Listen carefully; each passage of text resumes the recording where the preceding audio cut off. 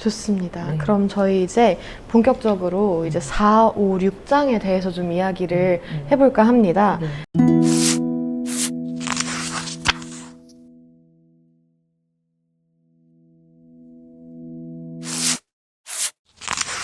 이제 4, 5, 6장에서는 짐승의 정체를 밝히고 땅을 향한 슬픔이 이제 분노와 복수로 이어지는 모습을 설명해주고 있습니다. 그런데 교수님, 이제 짐승의 정체를 밝히기 전에 이제 한 가지 질문이 생각이 나는데요. 요한계시록을 보면 하나님이 굉장히 폭력적인 모습으로 그려지는 것 같은데 이런 모습을 우리는 어떻게 이해해야 할까요? 네, 계시록이 이제 무서운 이유 중에 하나도 뭐 하나님의 심판이 가까워서 하나님이 다 쓸어버릴 것이다 막 이런 공포 때문에, 그래서 뭔가 하나님의 심판으로 자꾸 우리가 생각을 하는 것 같은데, 이 책에서는 여러 군데 하나님의 분노라고 하는 거를 설명을 많이 해주고 있는 것 같아요. 근데 아까도 잠깐 말씀드렸지만 하나님의 분노, 신적 분노는 우리가 흔히 생각하는 다 쓸어버린다라고 하는 그런 심판하고는 되게 차이가 있고요. 예. 그래서 그걸 좀 책의 용어를 사용하면 현 질서에 부당한 법, 약자들을 편들지 않고 강자의 편만 들고 있는 신자유주의 질서, 이걸 상징할 수도 있고, 뭐 요한 시대에는 로마의 권력을 상징할 수도 있고, 그러니까 강자들이 자기끼리 만들어 놓은 법에 대해서 분노하는 것을 이제 하나님의 분노라고 표현을 하고 있습니다. 그래서 현 질서의 부당성, 불평등을 폭로하고 오히려 약자들을 지키는, 그게 이제 신적인 분노라고 설명을 하고 있는 거죠. 그래서 우리가 여기서 느껴야 될 거는 뭐 하나님이 나를 없애버리시겠지라는 그런 공포가 아니고, 하나님도 이렇게 부당함을 폭로하고 분노하고 계시니까 우리도 거기에 동참해서 강한 입장에 서는 게 아니라 약한 존재들의 입장에 서면서 하나님의 그 분노와 공감에 함께하는 것을 이제 초대하고 있는데요. 특이한 건 그래서 여기 잠깐 나오는데, 이게 버틀러의 주디스 버틀러라고 하는 젠더 학자, 그 사람의 비폭력의 힘하고도 닮아 있다라고 얘기를 하는 거예요. 그래서 이 분노가 실질적으로 누구를 뭐 정말 법정에 세우고 누구를 없애고 그런 게 아니라요. 뭔가 약자들이 느끼는 고통을 느끼기 때문에 분노하기 때문에 끝까지 그들을 보호한다라는 의미가 좀 강하게 들어가 있습니다. 그래서 아까 얼핏 말씀하셨는데, 우리가 약자들의 편에 선다고 해서 너무 쉽게 해가지고 뭐 강한 자를 없애고 뭐 이런 폭력적인 것으로 나타날 수도 있다라고 오해할 수 있는데, 이 비폭력적으로 끊임없이 어떻게 보면 우리를 박해하는 사람들도 사랑하는 입장에서, 좀 표현하기가 어려운데, 약자들을 살리면서도 그들을 그대로 갚아주는 의미가 아니라 그들과 끝까지 지켜내는 의미의 분노. 설명이 어렵네요. 그래서 끝내는 모든 존재들을 다 살릴 수 있는 방향으로 분노하심이라고 설명하면 될 것 같아요. 그래서 분노와 연민이 어떻게 보면 되게 맞닿아 있는 것이라서 되게 이제 신비스러운 개념인 것 같습니다. 네. 결국에는 이제 질서와 정의의 회복에 대한 이야기라고 느껴지는데, 뭔가 이게 인간으로서 우리가 생각하는 궁극적 정의랑 이제 신적 정의, 소위 말하는 하나님의 질서랑의 차이인 것 같아요. 그러니까 인간의 정의는 상당히 응보주의적이잖아요. 그러니까 인간이 인간으로서 누리는 그리고 추구하는 최선의 정의가 응보라는 거는, 내가 예를 들어서 1만큼 당했으면 2를 갚지도 말고 0.5를 갚지도 말고 1만큼 갚아야 한다 인데, 이제 하나님의 정의와 질서는 결국에는 그 1만큼 준 사람까지도 우리가 포섭해야 하는 그런 과제까지 안고 있는 것 같아요. 네. 이게 보면 사자와 어린 양의 비유를 들면서, 그럼에도 어린 양은 계속 살려두고 있다라는 얘기를 하잖아요. 그러니까 이게 어려운 관계이지만 두 개 다 가지고 가야 되는 것 같아요. 애통은 결국엔 분노로 이어질 수밖에 없고, 그러면 그 온 분노를 우리가 폭력적으로 발산할 건지 비폭력으로 발산할 건지의 문제인데, 켈러는 비폭력으로 가야 한다. 예, 어린 양으로 가야 한다를 우리에게 말해주고 그리고 있죠. 찬송가에 독사굴에 어린이가 손 놓고 장난쳐도 물지 않는 예, 노래를 부를 수가 없어서 그래서 어린 양하고 사자가 같이 놀고 그러니까 그 연약한 아기가 사자를 무서워하지 않고 사자가 아기를 보호하는 그러니까 그걸 이제 생각해 보면 강자들이 자기의 힘을 사용해서 약자들을 억압하지 않고 강자가 약자와 공존할 수 있는 세상 그게 이제 새 예루살렘의 어떤 이상이죠. 근데 그거로 강자들까지도 바꾸어 나가기를 염원하지만 그 와중에 약자들이 강자가 바뀌지 않아도 서로의 연대를 통해서 끊임없이 이 가치를 지켜나가는 거를 얘기하는 것 같아요. 그래서 강자가 없어짐을 바라는 게 아니라 강자를 회개시켜서 뭔가 어린 양하고 같이 공존할 수 있도록 끊임없이 외치는 사자가 어린 양을 보호해주기를 마냥 기다리지 말고 일단 어린 양들끼리는 뭉치자, 무리를 만들자 이런 이미지가 생각이 나기도 하네요. 전국으로는 사자가 바뀌길 바라겠지만 그럼요. 네. 안 된다면 어린 양끼리 우리 서로 네. 우정과 연대를 그렇죠. 돈독히 네. 하자. 그래서 출애굽에서도 홍해를 이제 출애굽할 때 홍해를 건널 때 거기에서 하나님의 폭력성을 보여주잖아요. 근데 그때의 하나님의 그 애굽인들을 다 쓸어버리는 게 굉장히 폭력적인 모습인데 사실은 그러한 하나님의 폭력성을 그려냄으로써 인간은 뭘 해야 되냐면 모든 무기를 버리는 거거든요. 인간은 그러니까 폭력을 맞설 필요가 없는 거예요. 하나님이 해주실 것이기 때문에.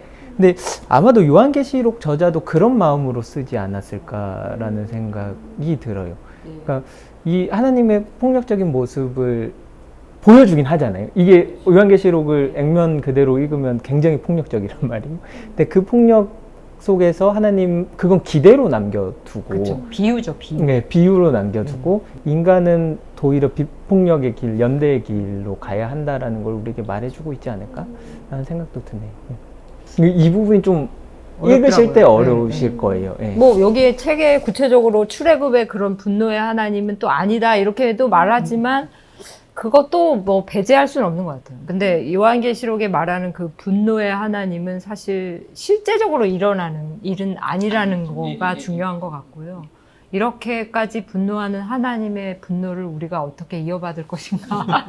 그렇지만 우리가 이거를 실제로 그런 강한 자들을 없애버리는 그런 폭력으로 실천하는 게 아니라 그거에 대한 분노를 유지하면서도 약자를 살려내가는 어렵네요.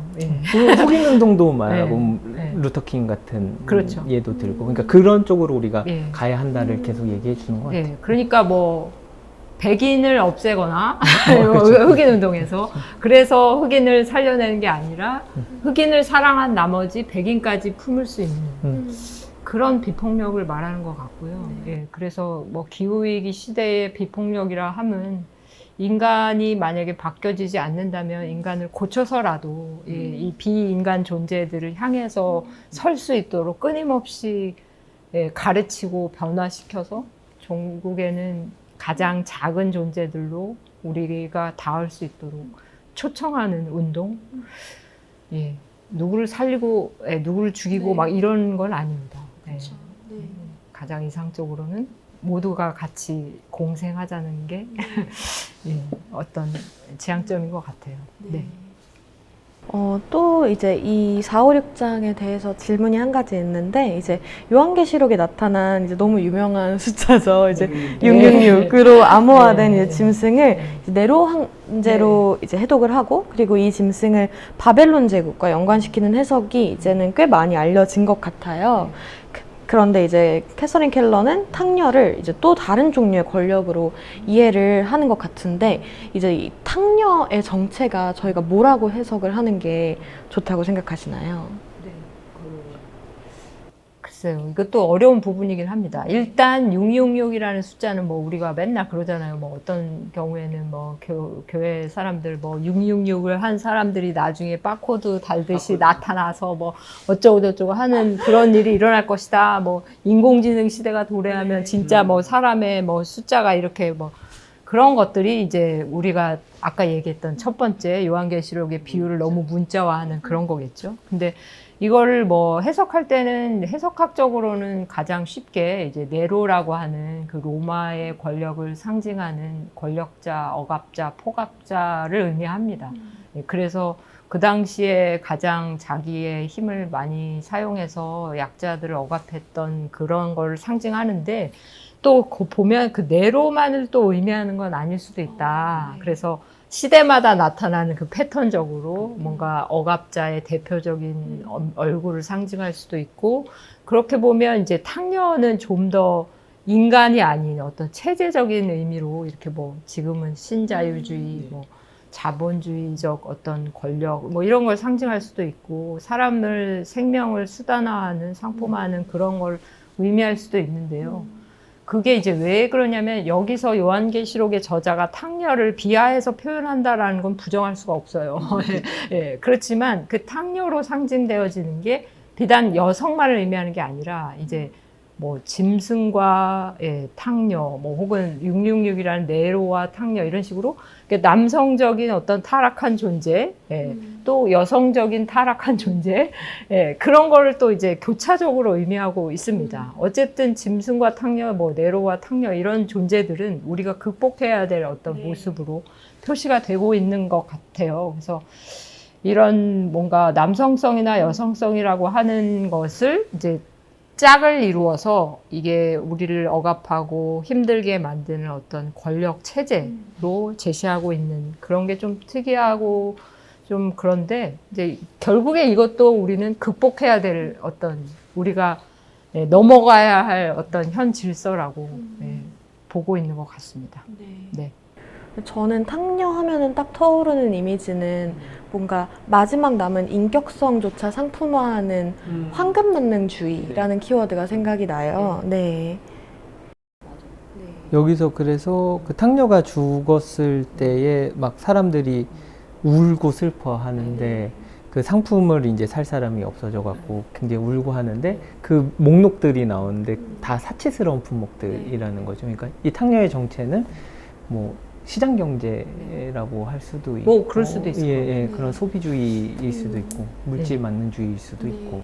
근데 여기서 저희가 짚고 넘어갈 게 뭐 성경에 탕녀, 음녀 이런 게 많이 나오잖아요. 바벨론을 상징하는 뭐도 있고, 뭐 보면 구약에도 뭐 그 이방을 상징하는 뭐 이세벨 뭐 이런 것도 있고, 그래서 막 특정 여성을 상징하는 것 같은 비하적인 뭐 부정적인 여성의 이미지들이 나오는데 이제 그걸 너무 문자적으로 해석을 하는 거죠. 그래서 이게 누구를 의미했냐, 혹은 이게 전체 여성을 의미했냐, 막 이러면서 너무 진심으로 다가가는 거예요. 그래서 이걸 꼭 여성이라고 해석하려고 하는 그런 분위기가 있으면서, 그래서 여성은 안 된다, 뭐 여성은 교회에서 부정적이다, 자꾸 그런 걸로 몰아가는데, 이제 캐서린 켈러는 그렇게 하지 않고, 그게 이제 어떤 하나의 상징으로 우리가 가지고 있는 어떤 부정적인 이미지의 하나, 그걸 이제 자본주의 경제 체제이지만 되게 이게 우리에게도 있는 모습이기도 하지만 우리가 또 넘어서야 할 모습. 그래서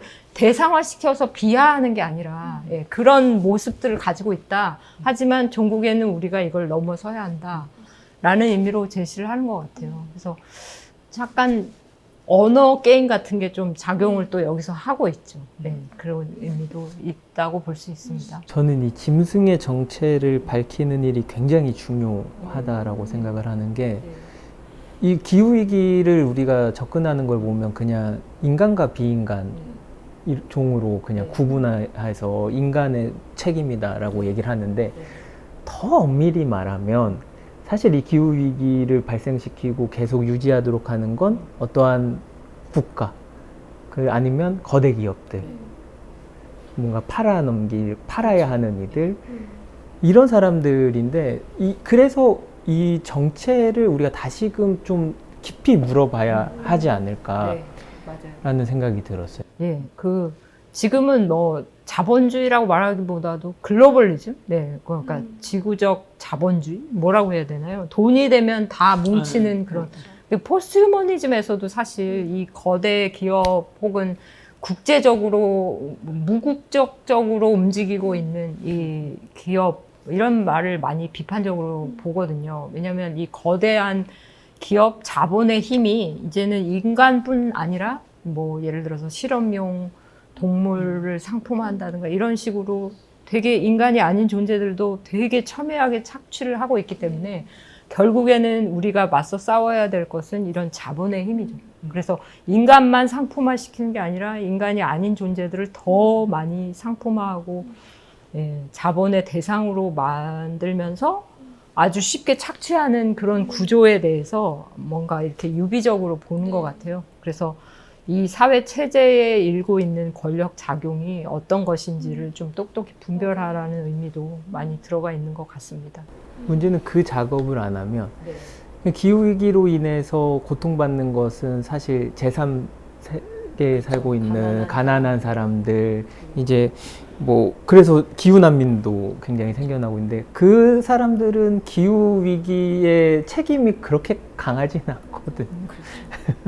그래서 이거를 좀 정확히 해야 오늘 우리 시대가 뭐와 도대체 싸워야 되고, 그리고 어떻게 이 현상들을 바라봐야 하는지가 조금 더 극명하게 나올 것 같아요. 그런데 한편으로는 조금 우려스러운 게 이제 주로 피해를 입힌 게 설사 다국적 기업이나 저희가 계속 이야기하는 자본주의라고 이야기를 하는 물질만능주의, 황금만능주의라고 하더라도 사실 그들만을 상정할 시에는 일반적인 우리들의 책임이 너무 지워지는 게 아닌가 생각이 동시에 든다는 거죠. 그래서 뭔가 짐승의 여기서 말하는 짐승이라는 이미지가 누굴 상징하느냐를 딱 정하는 것만큼이나 그들만의 문제일 수는 없다는 걸 인식하는 것도 너무 중요하다고 생각해요. 그래서 여기서 그녀에게서 나오라라는 말이 있어요. 그러니까 우리도 이미 그녀에 속해 있는 거예요. 탕녀 안에서 살아가는 거죠. 그러니까 우리가 그거를 나와야 하는 거죠. 근데 그 규정하는 일은 저는 중요하다고 본다. 그래야 뭘로부터 나올지도 우리가 생각해 볼 수 있으니까.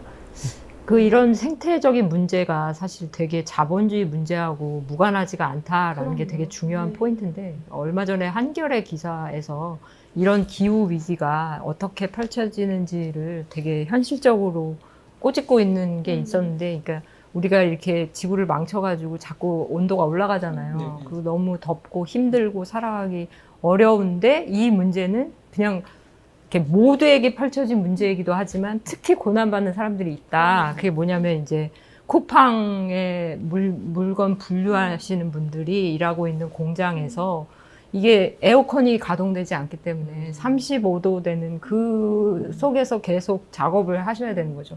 근데 고용주는 이들의 복지를 생각하지 않기 때문에 그냥 그 온도를 다 느끼면서 작업을 하라고 하고 있기 때문에 되게 실신하시는 분들도 있고 되게 어렵다는 거. 그래서 이게 생태 문제는 곧 가난한 자들의 억압하고 연관이 있다라는 그런 거를 이제 시사하는 기사였는데요. 그러니까 뭐 제가 하고 싶은 말씀은 이런 생태 운동이라는 게 추상적으로 지구를 보호하라라는 의미도 있지만 이게 이제 생태적으로 가장 피해를 받는 사람들, 가난한 사람들, 권력을 가지고 있지 않은 사람들부터 이 억압이 더 깊게 다가온다라는 거에 그 연결고리. 불평등의 문제랑도. 그렇죠. 그래서 그거를 이제 시장 자본주의, 글로벌리즘 이런 문제하고도 연관시켜서 보도록 하는 것 같습니다.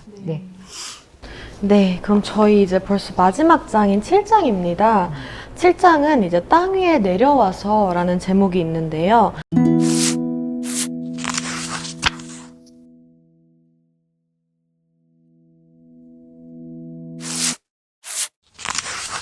기존의 종말이 이 땅이 파괴되고 우리는 완전히 새로운 다른 어떤 장소에 가서 사는 걸 의미했다면 이제 캐서린 켈러는 종말이 땅에서 이루어지는 것으로 보고 있는 것 같습니다. 그렇다면 이제 종말은 두려울 게 아니라 희망 그 자체로 인지를 하고 희망으로 읽어도 괜찮은 걸까요? 네, 희망인데 그게 막 낙관주의적 희망은 아니고요. 예. 그럼에도 불구하고 뭐 이런 희망 정도로 말하면 좋을 것 같습니다. 그러니까 이 정리하는 마지막 장에서 더 많이 두드러지는 게 이제 이 땅에서 새로운 세계가 펼쳐져야 한다라는 의미죠. 그러니까 뭔가 우리가 휴거돼서 올라가거나 하나님이 우리만 뭐 선택해서 데려가거나 이런 의미가 아니라 계속 우리가 살고 있는 이 땅이 새로운 모습으로 바뀌어지는 것이 새 예루살렘이다라는 것을 많이 강조하고 있습니다. 그래서 그 새 예루살렘, 새 하늘과 새 땅이라고 하는 그 우리가 막연하게 생각하는 기독교적 유토피아 그런 개념 있잖아요. 근데 그게 우리 많이 대부분의 사람들은 우리가 죽어서 가는 막 황금 같은 천국 막 이렇게 생각하고 막 눈물도 없고 뭐 아픔도 없고 이렇게 생각하니까 이 세계에서는 아닌 어떤 다른 곳이라고 자꾸 생각을 하게 되는데 결코 그렇지가 않고요. 지금 지구의 그런 위기를 겪고 있는 이 아픔이 많은 이 땅이 우리가 가꾸어야 할 새 예루살렘이다라는 말을 많이 강조합니다. 그래서 뭐 이런 말도 하죠. 하나님은 이제 성소에 머물지 않고 그 장소가 되었다. 뭐 이런 말도 있고요. 그러니까 우리가 거주하고 있는 이 공간이 하나님이 계신 곳이다라는 말을 강조하면서 동시에 우리가 만들어가야 할 세상이 있다면 그게 여기가 아닌 엉뚱한 곳도 아니고 하나님이 새로운 것을 준비해 놓은 것도 아니고 하나님과 함께 여기에서 부단히 이 세상을 우리가 가지고 있는 희망, 완전함의 가치에 맞도록 계속 바꾸어 나가는 노력을 해야 된다라는 말을 하고 있는데요. 근데 저는 이게 되게 조금은 무거웠어요. 그러니까 약간 뭐라 그럴까요? 돌이 이건 너무 무겁나요? 돌이 굴러 떨어질 걸 알면서도 계속 돌을 굴리는 것 같은 느낌도 드는 좀 약간 무겁게 말하자면 그런 느낌도 들었지만 왜 그렇게 해야 되냐면 아까 처음에 말한 것처럼 우리는 그냥 인간이 아니고 뭔가 하나님의 초청을 받은 인간이기도 하고 또 옆에 하나님이 함께 계신다는 거를 알고 있는 존재들이기 때문에 그냥 끊임없이 여기에서 할 수 있는 일들 그거를 계속 해 나가는 것이 우리의 존재들의 특징이다라고 하는 걸 이제 얘기해 주고 있는 것 같아요. 그래서 그게 되게 인상적이었습니다. 뭔가 사후의 세계도 아니고 하나님이 만들어 놓으신 어떤 새로운 곳으로 가는 것도 아니고 우리가 슬픔과 뭐 아픔이 많지만 결국엔 여기를 바꿔나간다라는 그 의미가 되게 묵직하면서도 감동적이었다라고 읽어갈 수 있었던 것 같아요. 그래서 그렇게 말하잖아요. 대체가 아니라 그러니까 이걸 대체해서 하는 게 아니라 갱신 그리고 새롭게 합니다. 새롭게 하고 끊임없이 새로운 변화시키고 그러니까 사실 기독교 신앙에서 굉장히 중요한 요소 중에 하나가 하나님의 계획을 믿는 것 그리고 그걸 따르는 것인데 이제 그 생각을 하다 보면은 굉장히 나태해지기가 쉬운 것 같아요. 그런데 이제 결국에는 나태해진다는 거는 우리가 마치 지금 현재에 느끼는 그런 고통이나 아니면 애통감을 느낄 이유가 없는 것처럼 느껴지는데 이 마지막 장이 결국에는 그럼에도 우리가 왜 지금 애통해야 하는가를 설명하는 거라고 저는 생각했습니다. 네. 그 계획이라는 말씀을 해주셨는데 좀 더 책에 이제 충실하자면 계획 따위는 없어. 그런 거죠. 그러니까 하나님이 우리가 가야 될 어떤 곳을 미리 계획해 놓은 게 아니고 우리를 옆에서 응원해 주시는 존재이기 때문에 지금부터 너희들은 뭔가 좋은 선택을 할 수 있는 책임이 있다. 근데 그걸 계속 확인을 시켜주는 것 같아요. 그래서 그게 좀 어렵죠. 왜냐면 우리의 신앙인들은 대부분 하나님이 뭔가를 앞에서 이끌어 가시는 거로 생각하고 우리는 거기에 이제 맞추어서 간다 하는데 이 책은 너무나 솔직하게 너무 심하게 그런 하나님은 사실 하나님의 특징이 아니고 하나님은 너를 응원하는 존재로 있고 이제 선택은 책임은 인간들이 이렇게 성숙해서 맡아가는 것이다 라는 거를 또 얘기하고 있는 것 같아요. 근데 그 부분이 사실은 캐서린 켈러의 신학을 이해할 때 가장 힘든 부분이기도 한 것 같습니다. 왜냐하면 대부분의 하나님은 되게 권능과 힘을 가지고 계셔서 우리를 보호하시고 우리의 의지를 넘어서서 인도하시는 하나님으로 이해를 하고 있는데, 이제 우리가 두 발로 하나님과 함께 책임의식을 가지고 씩씩하게 걸어 나가야 한다라고 하는 거를 또 얘기해 주시니까. 근데 그런 면에서는 저는 이분의 신학이 기독교인들을 되게 책임의식을 가지고 성숙하게 할 수 있는 그런 힘을 가지고 있다라는 생각을 하게 되는 것 같아요. 그래도 목적으로서의 희망은 계속 말해주고 있는 것 같아서 그렇죠. 예. 계속 우리를 두 갈래길에 세우는 것 같아요. 그래서 한쪽은 파국, 한쪽은 새 예루살렘인데 어느 쪽으로 그쵸. 갈래? 그러니까 뭔가 이렇게 해야 할 어떤 좋은 세상에 대한 것이 계속 있어요. 그걸 알아야 한다는 거죠. 그쵸. 그러면서도 여기 그런 구절이 나옵니다. 이 세상에 대해서 완전히 떨어져 있는 게 아니라 이 세상이 얼마나 잘못되어 있는지를 계속 비추고 있는 거울로서의 새 하늘. 그렇게 하니까 이게 떠날 수도 없어요. 이거를 어떻게 보면 완전한 그 이미지에 맞도록 가꾸어야 하는 책임성이 계속 있어요. 그런데도 또 좌절하면 안 되고. 그러니까 파국이다 해서 나태해지거나 손을 놓고 있는 게 아니라 뭔가 갈 수 없는 곳이기도 하지만 우리가 만들어갈 수 있는 가능성들을 가지고 계속 거기에 가깝도록 바꿔나가도록 하니까, 그래서 아까 제가 약간 돌을 계속 움직이는 존재 같은 이미지도 좀 떠올리기도 했는데요. 근데 그렇게 또 극단적인 건 아닌 것 같아요. 왜냐하면 이렇게 가다 보면 조금씩 차이들이 만들어지고 또 거기에서 다른 사람은 생각지도 못하는 좋은 선택과 선의 행동을 하는 사람들이 또 있어서 그걸 또 의지해서 또 다른 사람들이 만들어가고. 그러니까 가능성이라는 말이 되게 중요한 것 같습니다. 그러니까 허상이 아니고 가능성이죠. 그러니까 좋은 사람들이 선택할 수 있는 것들. 네, 그런 면에서 되게 지금의 선택이 굉장히 중요하죠. 뭐 어떻게 보면 당근과 채찍을 결국에는 이제 여기서 말하는 희망이라는 거는 추상적인 희망이라기보다는 계속해서 좀 실체하는 맞아요. 가능성을 이야기하는 거고, 그리고 이제 우리들은 하나님의 계획의 객체가 아니라 이제 이 저자가 말하고 싶은 거는 이 갱신함 그리고 새롭게 함, 이 리뉴얼의 주체로서의 인간을 맞아요. 같이 이야기하고 싶은 것 같습니다. 네. 그러면 저희 이렇게 책 내용은 간략하게 다뤄봤고요. 네. 그럼 이제 저희 귀퉁이 접기 시간이 왔는데요.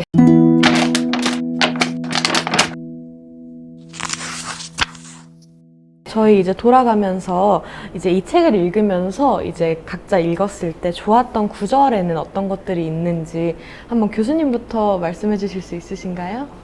좋았던 구절이 되게 많았지만 그래도 뽑아보자면 7장에 이제 이런 말을 해요. 7장의 273페이지 끝부분에 이런 부분이 있는데 일단 읽어드리겠습니다. 다른 말로 해서 그 이중보석인 신성은 우리를 위해 활동할 수도 없고 하려고 하지도 않을 것이다. 그러나 그것은 우리를 그 자리에 초청한다.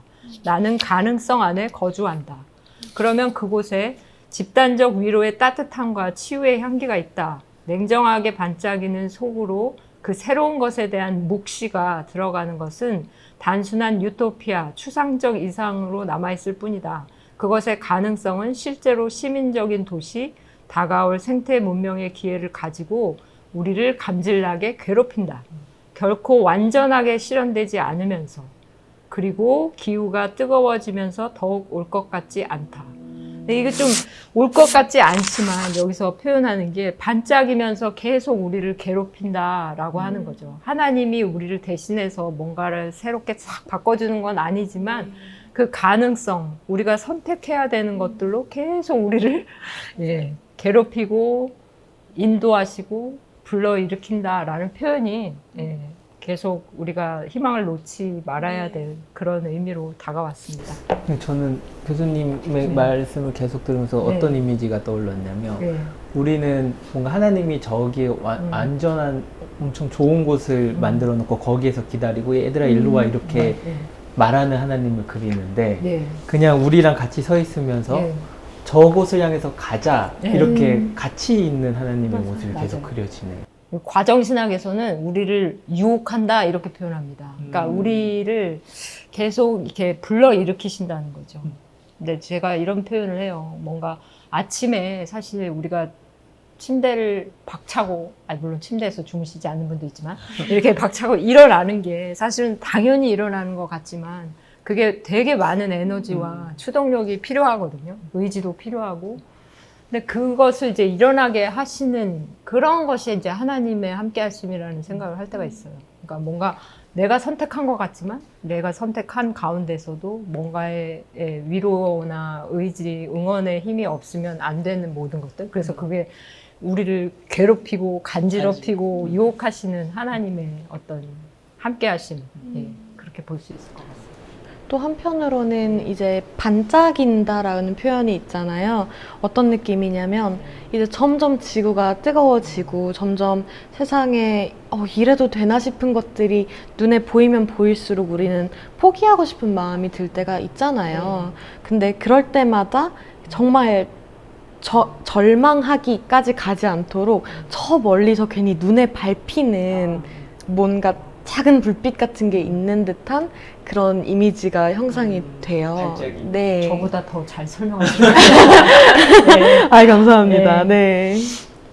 네. 그러면은 저희 보조 MC님 혹시 어떤 구절이 인상 깊으셨나요? 저는 끝에 부분이에요. 두루마리를 닫고 286장 6쪽인데 켈러가 이 책을 요약해 놓은 부분이에요. 네. 불확실성의 짙은 구름이 계속 밀려오면서 우리 문명이 저지르는 지구 행성에 대한 파괴성과 더불어 기회라는 양면의 칼날이 드러나는데 그 기회란 만일 우리가 정의를 위해 함께 슬퍼하고 투쟁하고 창조적으로 분노한다면 우리 공동의 땅, 생명의 갱신을 위한 기회가 될 것이다. 이렇게 이 책을 요약을 했는데 네, 정말 요약을 너무 잘해놨죠.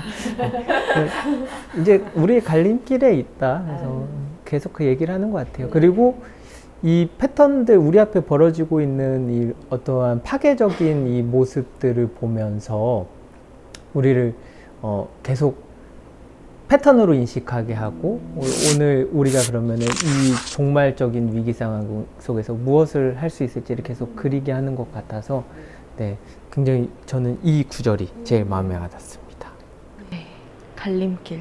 어떻게 보면은 되게 너무 기독교에서 자주 쓰는 말로 뭔가 시험이라고 많이 쓰잖아요. 그것처럼 이 상황 자체가 우리가 위기이기도 하지만 어떻게 보면은 또 무언가 우리가 하는 선택들에 대해서 한 번 더 숙고할 수 있는 기회이기도 한다는 생각이 많이 드네요. 네. 네. 네, 좋습니다. MC님은 어떤 구절이? 네, 저는 7장, 저희가 계속 다 후반부에 몰려있네요. 인상 깊은 구절들이. 저는 이제 이 책에 그 저자가 쓰는 내용들 뿐만이 아니라 이제 식구 같은 인용문들이 많이 나와 있는데요. 7장 맨 처음에 나오는 식구를 읽어드리려고 합니다. 네. 바위 위에 바위, 검게 탄 흙, 때가 되면 억센 풀들이 자라나서 여기에 일어설 것이고 나무들은 다시 생명을 얻고 토종꽃들이 희망의 향기를 뿜어내는 부활의 약속이라는 식구가 나오는데요.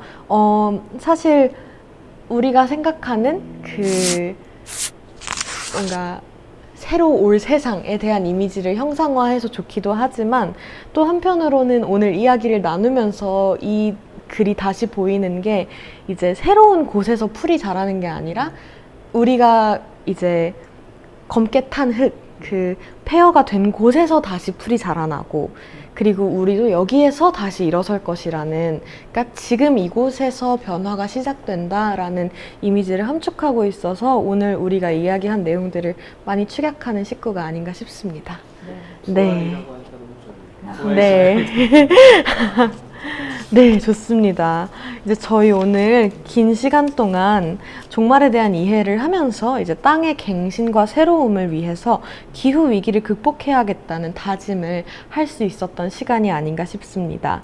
이제 이 책은 마지막 결론 부분을 두루마리를 다듬어 라고 하면서 그 소제목에 있는 단락으로 마무리하고 있는데요. 그렇다면 교수님께서는 두루마리를 다듬어 이제 저희와 그리고 이제 시청자분들께 해주고 싶으신 말씀이 있으실까요? 네. 두루마리를 다듬으라니까 너무 거창해가지고 부담감이 많이 느껴지지만 그냥 제가 이 책을 읽으면서 들었던 생각을 이제 나누고 싶습니다.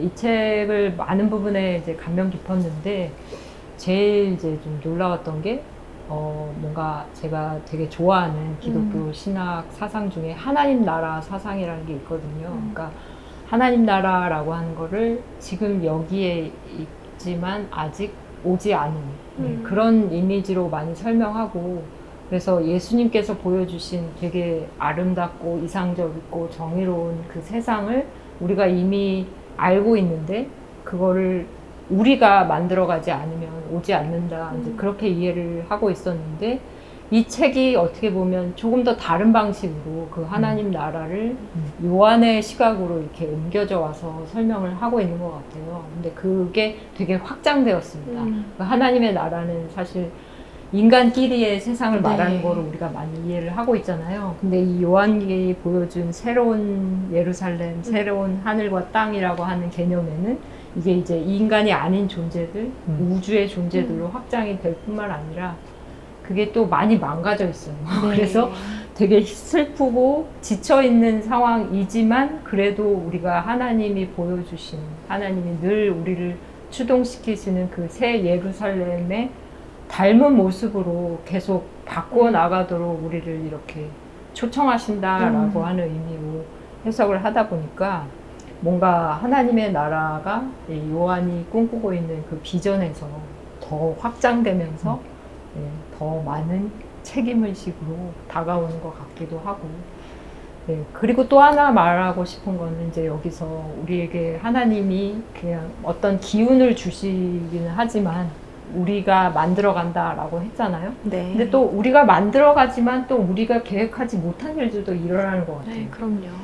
그래서 오늘 이 영상을 찍는 일도 사실 그 부분 중에 하나인데 제가 이제 뭐 육체적으로는 조금 소화도 안 되고 그래서 좀 컨디션도 안 좋고 과연 이거를 잘 할 수 있을까 그런 두려움, 걱정도 많이 있었었는데 이게 우리가 이렇게 셋이서 같이 이야기하고 하다 보니까 그 걱정이 전혀 없어지고 되게 이게 시간도 되게 좋고 즐거움의 시간이 되는 것 같아요. 연대의 힘이 그래서 이게 뭔가 이렇게 우리가 예상하지 못했지만 이제 함께 조금씩 차이와 뭔가 새로움과 좋은 것들을 만들어 간다라고 하는 거를 또 체험하는 장이 되는 것 같은데 그 가능성과 책임이 주어져 있는 가운데 작지만 이제 서로 만들어가는 이 현실 그런 것들을 또 체험할 수 있는 것 같습니다.